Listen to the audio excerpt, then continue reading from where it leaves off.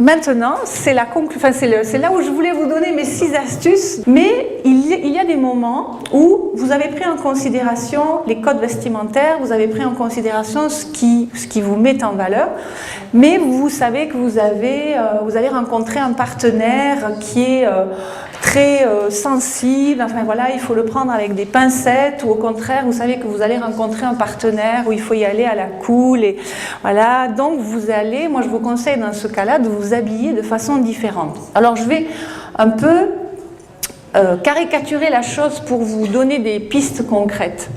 Donc je vais appeler ça qu'il y a des circonstances, vous avez des circonstances où vous devez projeter une image d'autorité. C'est-à-dire que vous devez vous mettre dans une posture où vous devez affirmer vos propos, c'est pas tellement à discuter, mais vous devez faire passer un message sensible. Et puis de l'autre côté du spectre, vous devez faire passer une image au contraire de quelqu'un de beaucoup plus cool, beaucoup plus accessible, beaucoup plus ouvert, beaucoup plus dans la conciliation. Et là, vous pouvez utiliser, sans que vous ayez besoin de vous exprimer par vos mots, des indices qui vont faire passer ces messages-là. Alors, quels sont-ils ? Jouer sur la couleur. Alors attendez, je vais vous faire rentrer un petit peu dans l'action tout de suite. Si je vous montre des couleurs sombres, de manière générale, d'ailleurs je précise une petite chose, quand vous cherchez à définir quelles sont les couleurs qui vous mettent en valeur, le but n'est pas de dire, ben voilà Isabelle, vous c'est le bleu, et puis Luc, enfin toi et toi, toi c'est le vert, mais tout le monde peut porter du bleu ou du vert. Simplement ce qu'on va chercher à identifier, c'est quel type de bleu ou quel type de vert va être le plus en adéquation avec vous.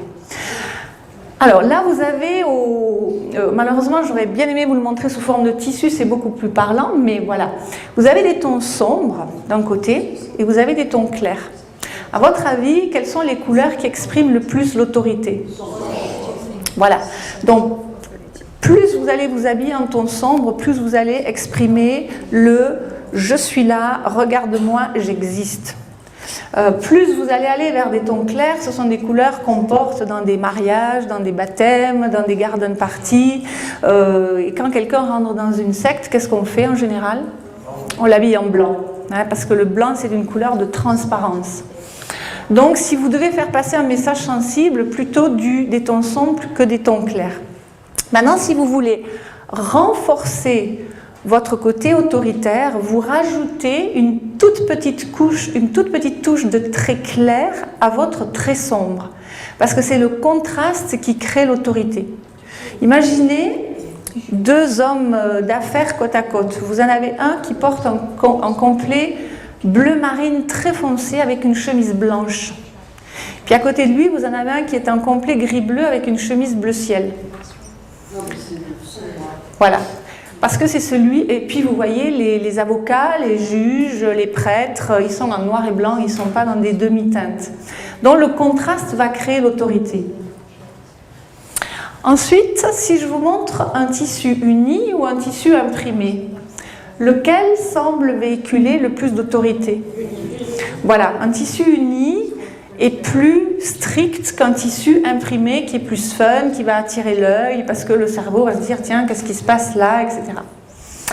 Ensuite, si vous avez un tissu brillant, enfin pas nécessairement brillant, mais un tissu qui va réfléchir la lumière, ou au contraire un tissu qui va absorber la lumière, lequel vous semble le plus autoritaire, le plus strict ? Le brillant. Si vous observez vos vêtements décontractés, vos joggings, c'est pas des tissus brillants. Si vous regardez des tenues de soirée, si vous regardez des tissus un petit peu plus habillés, c'est plutôt des tissus soyeux, satinés. Hein, donc un côté plus strict, plus formel sera rendu par une texture qui réfléchit la lumière plutôt que qui l'absorbe. Et puis, si vous portez un imprimé, est-ce qu'un imprimé aux lignes anguleuses ou aux lignes courbes, quels vont être les effets ? Voilà, une ligne anguleuse qui sera plus masculine sera plus autoritaire qu'une ligne courbe. D'ailleurs, si je vous demande de dessiner le corps d'un homme avec vos mains, vous faites quoi ? Et une femme ? Voilà. Hein, donc...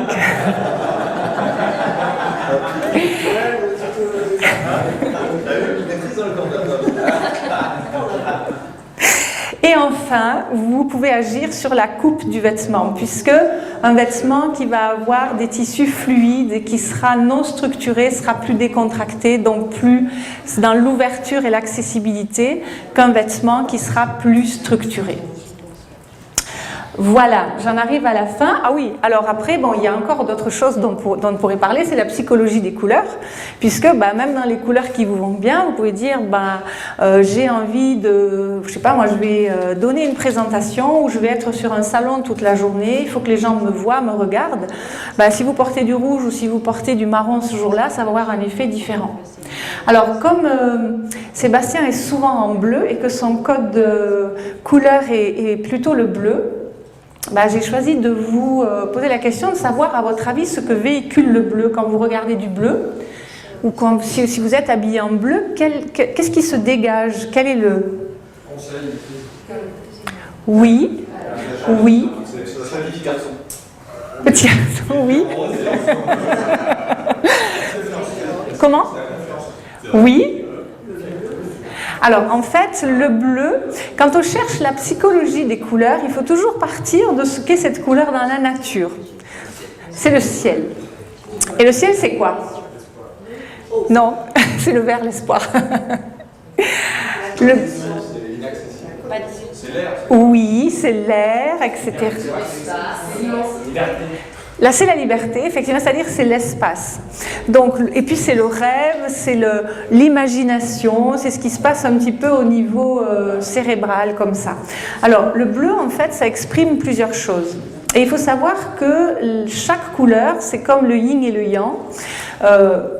Il y a des effets positifs qui se dégagent de chaque couleur et puis il y a des effets un petit peu moins positifs. Et quand on aime une couleur, c'est vraisemblablement qu'on est attiré par l'aspect et la dimension positive d'une couleur, alors que si vous êtes un peu repoussé par une couleur, c'est que vous êtes plus sensible à sa dimension moins positive. Alors le bleu, c'est la couleur de la communication par excellence. D'ailleurs, si vous regardez les journaux télévisés du soir, l'information, c'est souvent dans un cadre bleu. Est-ce que vous connaissez les chakras en médecine ayurvédique? Est-ce que vous savez où est le chakra bleu? Il est là, il est au niveau de la gorge. Parce que, comme je vous disais, donc, c'est la couleur de la communication. Alors, quels sont les effets psychologiques du bleu? Eh bien, c'est une couleur de communication. C'est une couleur professionnelle. Le bleu, ça fait sérieux, si vous voulez. C'est aussi une couleur de responsabilité. Hein. C'est, voilà, je suis responsable. Donc, une couleur plutôt conservatrice. Hein, c'est d'ailleurs souvent la couleur des partis de droite. C'est aussi la couleur de l'imagination et c'est la couleur du calme parce qu'on est dans le ciel, on est dans le rêve, etc. Mais le côté négatif du bleu, c'est que le bleu, c'est une couleur froide. Donc, ça crée une certaine distance comme ça. Et c'est une couleur aussi assez cérébrale, contrairement à des couleurs qui sont beaucoup plus terriennes ou beaucoup plus en lien avec la nature. Voilà, écoutez, je crois que je ne vais pas pouvoir vous parler de Cédric Borboen, donc, qui est un de mes clients et qui a fait un énorme travail de personal branding sur lui. Et donc j'ai travaillé sur lui, sur son image de concert avec quelqu'un qui fait le même métier que David. Et ce monsieur qui est en Suisse et donc qui est un homme d'affaires a pris le parti dès le départ, assez jeune, de se considérer comme une marque. Et il a dit, moi, je veux travailler sur mon business. Donc, il occupe une fonction de directeur dans une banque privée à Genève, mais il a aussi créé diverses autres choses en parallèle. Et donc, on a travaillé sur son image, on a défini une couleur. Et donc, cette couleur l'accompagne dans ses vêtements. Donc là, vous l'avez dans la photo avant, en haut, à gauche, et puis ensuite à droite. Et sa couleur, c'est le orange. Donc, c'est une couleur qui lui va bien, c'est une couleur qui lui plaît. Et il a toujours du orange quelque part. Son site internet est orange. Donc ça, c'est pour ne parler que de la couleur. Mais nous avons travaillé sur les matières, sur les formes, sur absolument tout. Et ça se retrouve aussi bien sur lui que dans son site internet et tout ce qu'il entreprend.